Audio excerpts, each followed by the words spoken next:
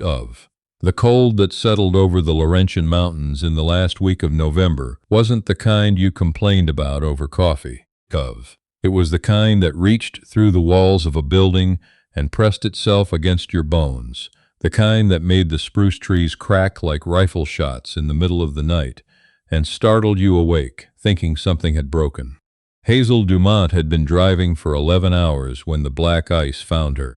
She didn't see it. Nobody ever sees black ice. One moment the narrow highway north of Montreal was just a dark ribbon between walls of snow-heavy pine, and the next, the rented Civic was spinning, the headlights sweeping across the tree line in a sickening arc, and then the guardrail was simply gone, and the car was dropping sideways down a steep embankment into the darkness below the road. She came to rest against the trunk of an old-growth birch, with a sound like a gunshot. For a long moment she didn't move. She sat in the tilted, hissing silence of the dead car and listened to her own breathing. Steam was rising from the crumpled hood. The windshield had a spiderweb crack running the full width of the glass. Outside, the temperature on the display read -22. Hazel pressed her fingers to the side of her head. They came away dark. She was 24 years old. She was bleeding. She was in the Laurentians in November with no cell signal, and somewhere behind her, 200 kilometers south, in Montreal, the men she'd run from were already looking. She didn't let herself think about that yet. She pushed the door open. It groaned and resisted and finally gave, and she climbed out into the snow, sinking immediately to her thighs. The cold hit her like a physical blow. She was wearing a wool coat, good boots, and a knit hat pulled low over her ears. But the temperature was a different animal from what she'd dressed for in the city. Her breath came out in thick white clouds. Her fingers, when she tried to grip the door frame, were already losing their feeling. The embankment above her was steep and icy, and there was no sound from the road, no other cars, no lights, nothing but the deep, resonant silence of a boreal forest in winter, which is one of the quietest things on earth, and one of the most indifferent. She started walking. She followed the embankment parallel to the road, not trying to climb back up. The slope was sheer and glazed, but moving because standing still in that temperature was a decision she understood. She'd grown up in Chicoutimi. She knew what cold could do.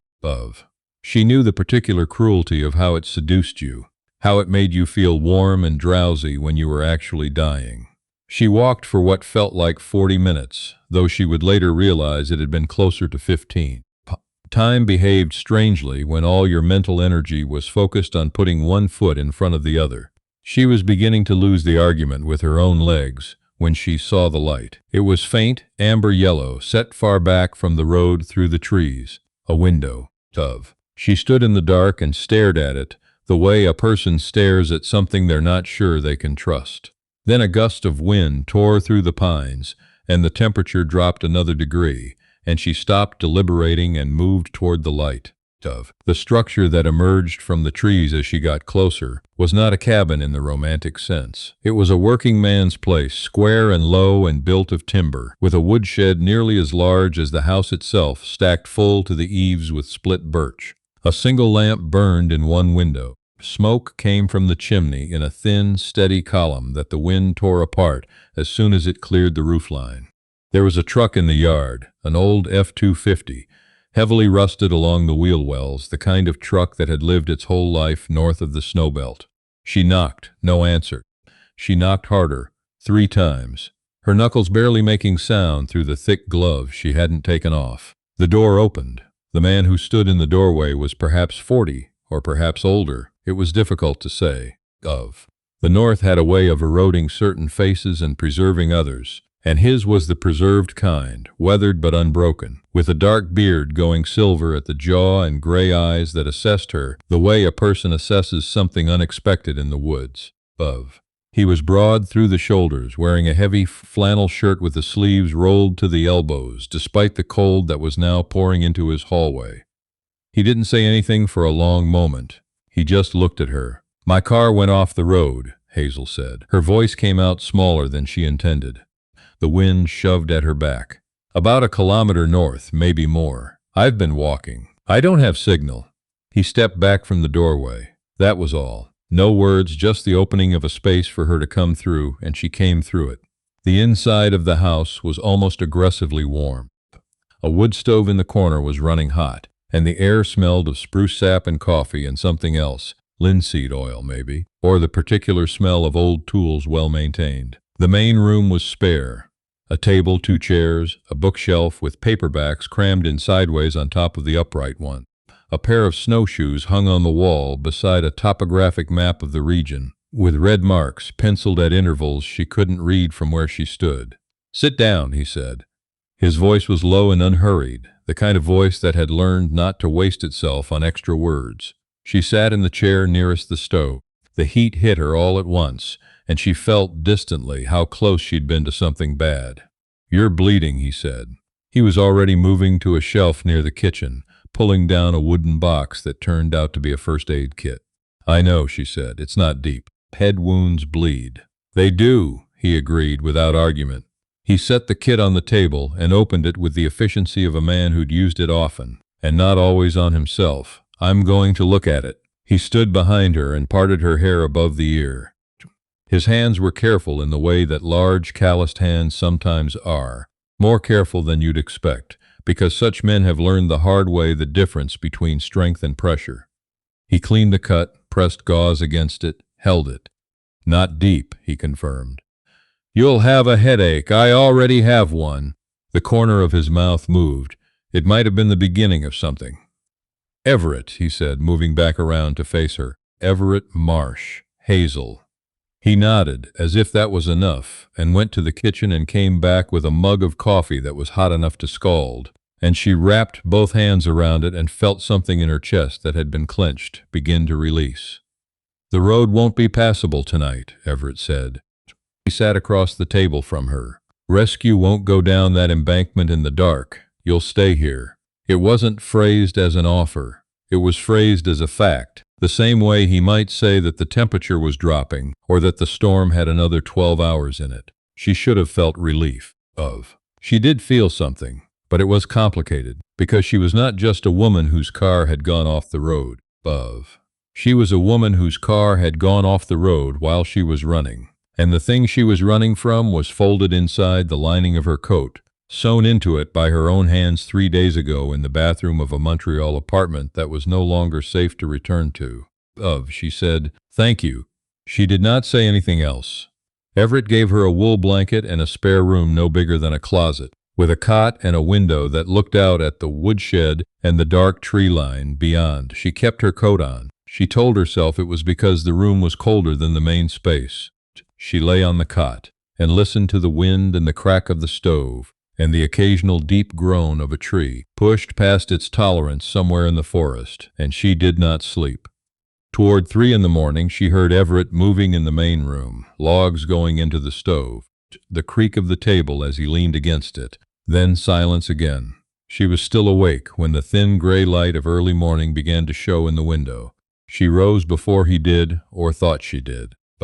When she came into the main room, he was already at the table with coffee and a topographic map spread open, and he was marking something with a pencil. He looked up when she appeared and looked immediately back down at the map, and she thought for a moment she'd imagined something in his expression. A sharpness, brief and quickly closed. "You slept in your coat," he said. "I was cold." He looked at her steadily. He had the eyes of a man accustomed to distances, not unfriendly, but calibrated for things far off rather than close up. "Hazel," he said. "Yes. You're not going to tell me why you're up here." It wasn't a question. She looked at her hands around the coffee mug he'd already poured for her. "My car went off the road," she said. "In November," he said. "Alone. No luggage. Car rented under a different name than the one you gave me." She looked up at that. "Your rental agreement was on the seat," he said. "I went down to the car at first light to check the damage and see if the engine had seized. You had a different name on the papers." "Hazel is my name," she said. "The car was rented by my cousin. She let me use it." Everett looked at her for a long moment and then nodded once and went back to his map, and she thought that was that. She thought he'd accepted it, or decided not to push. The way self-contained men sometimes decide that other people's troubles are not their business unless those people choose to make them so. She poured more coffee. Outside, pale winter light was starting to show above the tree line. That was when the coat shifted. Dove. She didn't notice it at first. It was hanging on the hook by the door where she'd put it when she first got up, and the wood stove was running well, and the expansion and contraction of the fabric as the temperature in the room rose was nothing dramatic. But something in the lining had shifted with the change in temperature, some small redistribution of weight, and the coat slipped off the hook and fell to the floor, landing at an angle that was wrong. Everett saw it the same moment she did. He was up before she could move. Not fast. He didn't lunge. Just steady and purposeful, the way he did everything, and he picked the coat up from the floor. The lining had split at the seam along the bottom where she'd resewn it imperfectly in the bathroom with a sewing kit bought at a pharmacy on Rue Saint-Denis. Something was visible through the gap. He held the coat out to her. "Let me have it," Hazel said. Her voice had gone very quiet. "Please, give it to me." Everett didn't move. He wasn't threatening. He wasn't aggressive. He just stood there with the coat in his massive hands and looked at her with those gray eyes that had learned to read distances, and he waited. "Hazel," he said, "what's in the coat?" "Please." She took a step toward him. "You don't want to know what's in the coat. If you know, they'll come here." "They'll come for me, and they will not care about you or what this place means to you. They will burn it to the ground if they think you've seen what I'm carrying. So please." She heard her own voice crack. "Please just give it back." Everett was quiet for a moment. Outside, the wind moved through the upper canopy. The stove ticked. "Who are they?" he said. She shook her head. "You came to my door bleeding in the middle of the night," he said. "My house, so I'm asking you a direct question, and I'd like a direct answer. Who is coming?" And here was the thing about Hazel Dumont. She was 24 years old. She had spent 3 days in a state of sustained terror, and she had not told a single person what she was carrying or why. She had held it completely alone. And there was something in the flat, unrhetorical steadiness of this man's voice that reached past her defenses in a way that fear could not have, because fear she'd learned to outrun. She sat down on the nearest chair. She told him. Her name was Hazel Dumont, and for 2 years she had worked as a junior accountant at a construction firm in Montreal called Gendron Ricard, which had contracts with 3 municipal governments and a reputation for finishing projects on time and under budget, which she had eventually understood because the budget numbers were not real. She was 22 when she'd taken the job. She was 23 when she began to understand what she was actually doing. She was 24 when she found, in a filing cabinet she was not supposed to be accessing, a series of internal documents that outlined the movement of approximately $800,000 of municipal infrastructure money into accounts belonging to shell companies that traced, if you followed them far enough, to a man named Victor Gendron. Victor Gendron, who was 61 years old and had had dinner with the deputy mayor twice in the last fiscal year. Victor Gendron, whose son sat on the board of the Public Works Committee. Victor Gendron, who had knocked on the glass of her office 3 days ago and looked at her in a way that told her, with absolute clarity, that he knew what she had found. She had left that night. She had gone home, and she had taken the copied documents from where she'd hidden them. A thumb drive and a set of printed pages she'd photographed and condensed onto a folded packet no larger than a paperback novel, and she had sewn them into the lining of her coat. And then she had called her cousin, borrowed the car, and driven north without a destination because north was away. Everett listened. He didn't interrupt. When she finished, the room was very quiet. "Why the lining of the coat?" he said. "Because I didn't know how far I'd have to go, and I didn't want them in my bag." "Bag can be taken." He nodded. "And you're going to the RCMP. I was going to the detachment in Mont-Laurier. I went off the road before I got there." He got up from the table. He went to the window and looked out at the yard, the snow, the tree line. Whatever he was thinking it in a place she couldn't follow. "My brother," he said finally, "worked for the city of Gatineau for 12 years. He flagged an irregularity in a procurement contract in 2019. Nothing as large as what you're describing. $40,000 maybe." He paused. He lost his job. He lost his pension. He lost his marriage because of the stress of the subsequent 3 years. The man responsible retired with a commendation. Hazel said nothing. "I'm not saying this to discourage you," Everett said. He turned from the window. I'm saying it so you understand that I know exactly what you are carrying, and I do not think you are a fool for running, and I do not think less of you for being afraid." She found, to her own surprise, that there were tears on her face. She hadn't noticed them arriving. She pressed the back of her hand against her cheek. "There's a detachment in Saint-Agathe," Everett said. "Not Mont-Laurier. Saint-Agathe is closer and the road is better maintained. I know the sergeant there. He's an honest man." He said this the way you said something that had been tested. "I can take you this morning." "They might be watching the roads," Hazel said. "They might be," he agreed. "I know a way that doesn't use the highway." He said this, without drama, without the air of a man offering something remarkable. He said it as a straightforward statement of local knowledge, because he had lived in this particular piece of the Laurentians for 16 years, and he knew its roads and trails and the ones that didn't appear on any official map because they predated the maps themselves. She looked at him. "Why would you do that?" she said. "You don't know me." Everett picked up the coat from the chair where he'd set it and held it out to her. "Because my brother didn't have anyone," he said, "and because you knocked on the right door." She took the coat. Her hands were steadier than she expected. She was in the bathroom rinsing her face when she heard the truck in the yard. Not Everett's truck, she could tell by the sound, heavier, newer. She came out of the bathroom to find Everett standing at the window with his arms crossed and his face entirely still, watching. Two men had gotten out of a black SUV. They were dressed too well for the north. Dark coats without utility, shoes that would last 20 minutes in the snow before soaking through. One of them was younger, heavy-set, and was scanning the yard with the systematic patience of someone who did this professionally. The other was older, leaner, and was already walking toward the front door. "Go to the back room," Everett said without turning from the window. His voice had changed. It wasn't louder or harder. It had simply gone somewhere below its previous register, the way still water goes still before something rises from under it. "Everett, back room. Now." She went. She heard the knock. She heard Everett open the door. She pressed her back against the wall of the narrow room and breathed. "Morning," the older man said. His voice was cordial and completely empty. "Sorry to bother you. We're looking for a young woman. Car accident last night. Family's concerned. Someone reported they may have seen her walking along the road north of here." "Didn't see anyone," Everett said. "Mind if we take a look around, just to put the family's mind at ease?" There was a pause. "I do mind," Everett said. "You don't have cause and you don't have a warrant. This is private property." A shift in the silence, something recalibrating. "We're not police," the older man said, the cordiality thinning slightly. "Like I said, family. Then the family can file a missing persons report with the Sûreté and wait like everyone else." Everett's voice was level and final and carried absolutely no room for negotiation.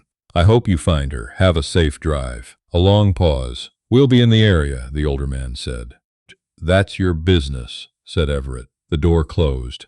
She heard the SUV idle in the yard for what felt like a full minute before it finally crunched back down the unpaved track toward the road. She came out of the back room to find Everett already pulling on his heavy canvas work coat and his boots. "They'll watch the main road," he said. "We leave in 10 minutes. Dress warm. We'll take the Skidoo Trail west past the second ridge. Come out near Lac des Sables. I have a friend there with a truck. He'll take you the rest of the way. Everett."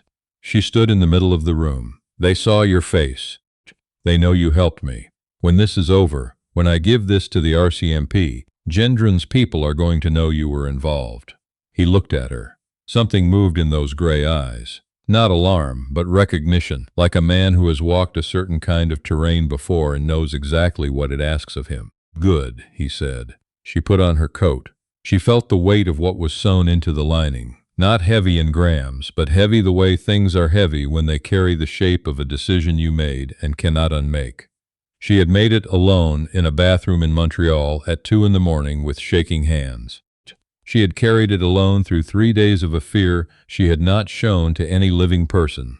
She was not carrying it alone now. The Skidoo Trail wound through black spruce and stands of old-growth birch, crossing frozen creek beds and the kind of terrain that didn't exist to anyone who hadn't spent years learning it. Everett broke trail ahead of her on snowshoes, with the easy, unhurried efficiency of a man in his element. She followed in his tracks. The cold was serious and clean. Above them, through gaps in the canopy, the winter sky was the particular shade of deep blue that only appears at high latitude on cloudless mornings, so saturated it almost looked false. They didn't talk much. There wasn't the breath for it on the uphill sections, and on the downhill sections the wind took words away.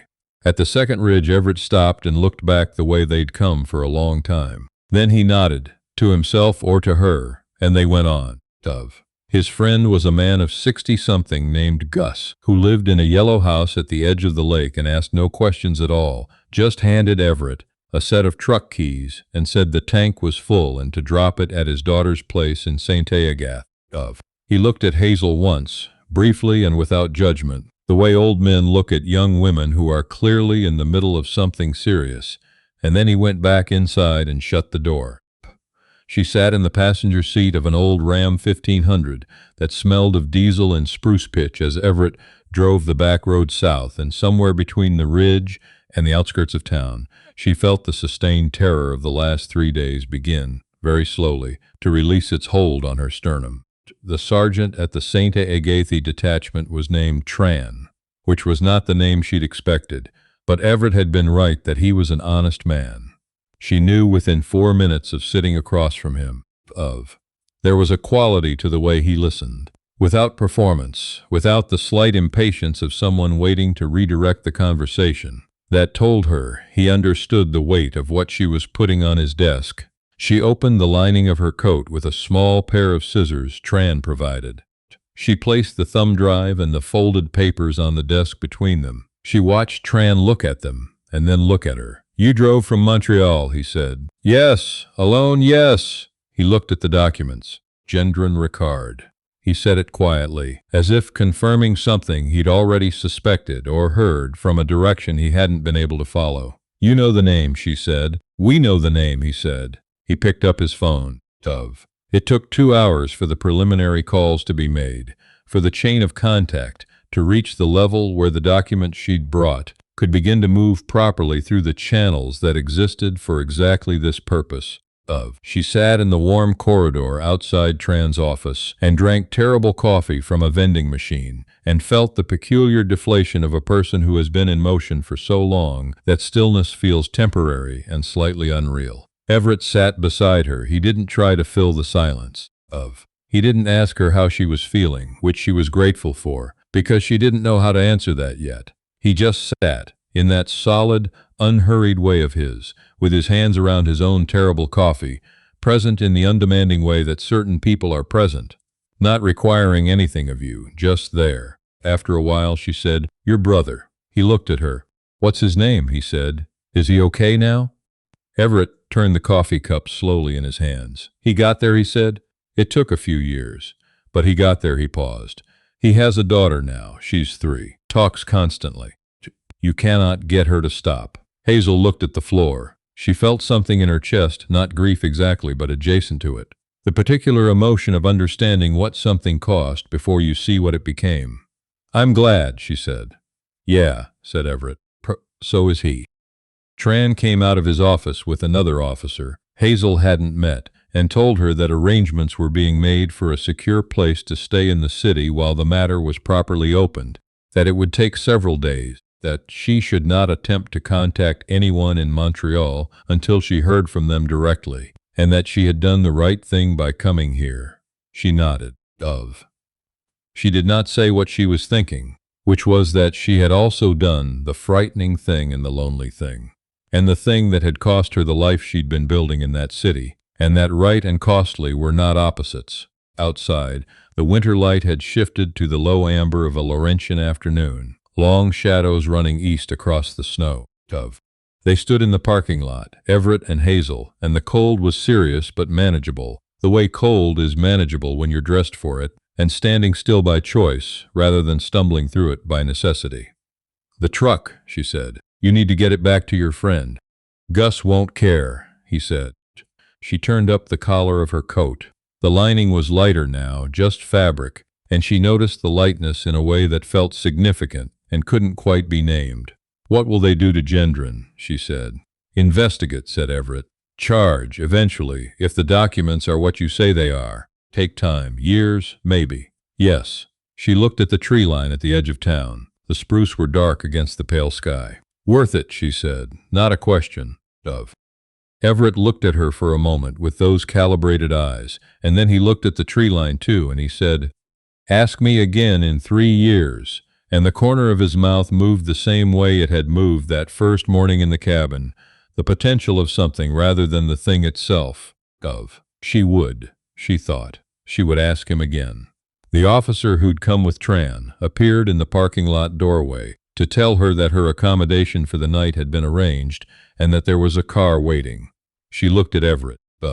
He was already reaching for the truck keys in his pocket, already beginning the series of practical gestures that would carry him back up the ridge road, back to the yellow house at the lake, back to the skidoo trail through the black spruce and the frozen creek beds, back to the square low cabin, with its wood stove and its maps and its woodshed stacked high against the cold. She put her hand on his arm, just briefly, long enough to make it real. Thank you, she said, for not deciding I was someone else's problem. He looked at her hand on his arm and then at her face. You weren't, he said, simply, like a thing that required no further explanation. She let go. She walked toward the waiting car. She did not look back, but she heard the truck start. The particular engine sound of the old F-250 rusted along the wheel wells, and she heard it pull out of the lot and head north, back toward the mountains. The Laurentians held their silence the way they always did, indifferent and enormous and beautiful, and somewhere in them a lamp was burning in one window, and somewhere on a topographic map, a pencil mark tracked the routes a careful man had learned over 16 winters, and Hazel Dumont sat in the back of a police vehicle, heading south toward a city she'd have to rebuild herself inside, and felt, for the first time in 3 days, that she was going to be all right.